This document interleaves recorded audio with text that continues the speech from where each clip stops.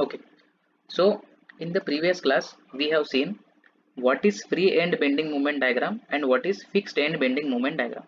याच्यासाठी आपण एक एक्झाम्पल पण घेतलेला आहे, fixed beam which is subjected two point load at the centre.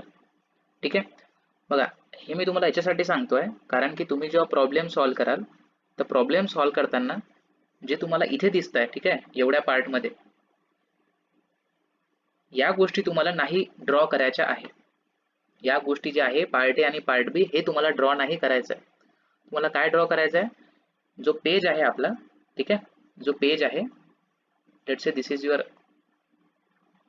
Final paper answer sheet.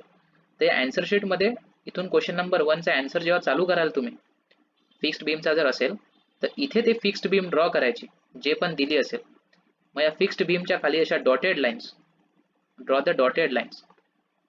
आता या फिक्स्ड बीमच्या सर्वात खाली काय येणार, सर्वात म्हणजे जस्ट खाली at this point it will be free end bending movement diagram.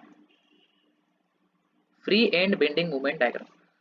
बघा डायरेक्टली तुम्हाला जे आहे, जो हा डायग्राम काढला आपण ट्रायंगलचा डायग्राम हा काढायचा आहे. तर आता हा ट्रायंगलचा नेहमीच ट्रायंगल नाही येणार.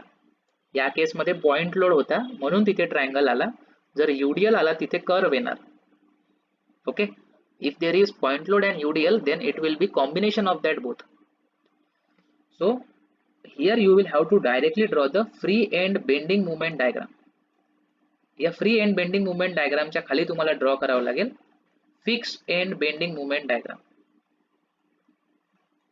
fixed end bending moment diagram. Directly तुम्ही हे नाही लिहू शकत इथे. ह्या ज्या बीम्स ड्रॉ केलेल्या आहे ना, या बीम तुम्हाला ड्रॉ नाही करायच्या आहे.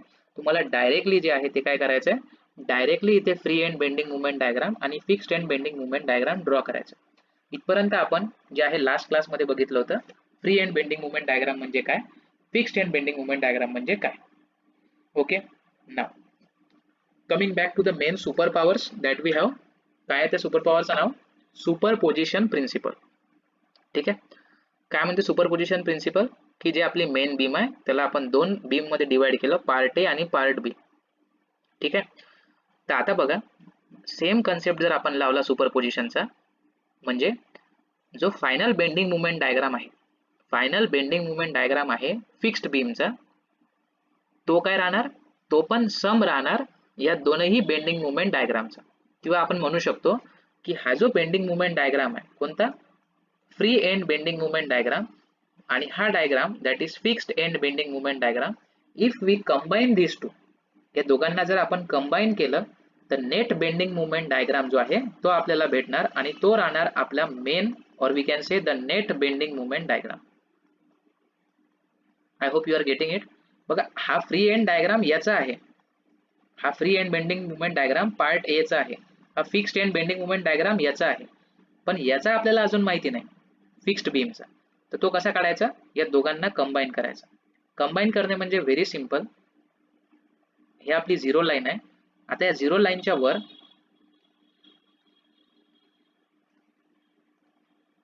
Okay, so this is the zero line. या झिरो लाईनच्या वर हा ट्रायंगुलर पार्ट येणार, बरोबर आहे. हा पॉझिटिव्ह पार्ट आहे ना, तर हा येणार ट्रायंगुलर पार्ट या झिरो लाईनच्या वर. आणि झिरो लाईनच्या खाली निगेटिव्ह मध्ये काय आहे, हे एम ए आणि M B. So this is the negative part, M A and M B. So this is the combination of 1 and 2, that is free end bending moment diagram and fixed end bending moment diagram. Okay, now असं याला draw करण्यापेक्षा what we will do is, instead of drawing this negative on the lower side, we will draw this negative on the upper side. याला काय करू आपण, वरच्या साइडने draw करू. बघा करायचं सेमच आहे आपल्याला, फक्त थोडीशी मेथड जी आहे ती डिफरंट आहे. बघा ही झिरो लाईन आहे आपली.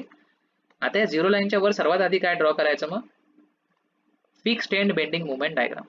First draw the fixed end bending movement diagram. म्हणजे हे एम ए जे खाली आपण केलेलं आहे ते एम ए आपण इथे वर करायचं. दिस इज एम ए. हे काय राहणार मग, एम बी. या दोघांना जॉईन करायचं, म्हणजे पहिले हे ड्रॉ केलं. So this is M A and this is M B. M A and M B. आता याच्यावर काय करायचं, याच्यावर टाकायचं हे fixed end bending movement diagram. Superimpose करायचं दोघांना. तर fixed end bending moment diagram triangular आहे, तर ट्रायंगुलर आहे तर इथून असं ड्रॉ केलं to here and then it will come here. Okay, तर हा काय झाला आता आपला, हा झाला आपला net bending movement diagram.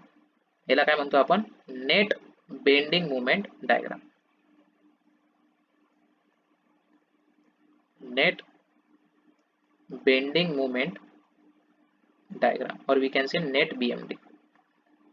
Short मध्ये लिहून घ्या net BMD.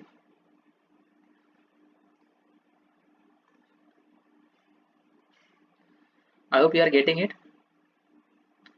So this is the net BMD. आणि जे हे फायनल हाईट आहे याची, जे काही याची जे हाईट आहे ते हाईट किती आहे ही टोटल ट्रायंगलची, PL/4. PL/4 टोटल हाईट म्हणतोय मी, ठीक आहे. The total height is PL/4. बघा अजूनही ते MA आणि MB जे आहे ते आपण फाइंड आउट केलेलं नाही आहे, पण I hope you are clear up to this की नेट बेंडिंग मुवमेंट डायग्राम कसा ड्रॉ करायचा, free end bending movement diagram कसा ड्रॉ करायचा आणि fixed end bending movement diagram कसा ड्रॉ करायचा. ठीक आहे. बघा आता जे आहे आपण बघू की हे MA आणि MB जे आहे कसं फाइंड आउट करायचं. ठीक आहे, हे MA आणि MB जे आहे ते कसं फाइंड आउट करायचं.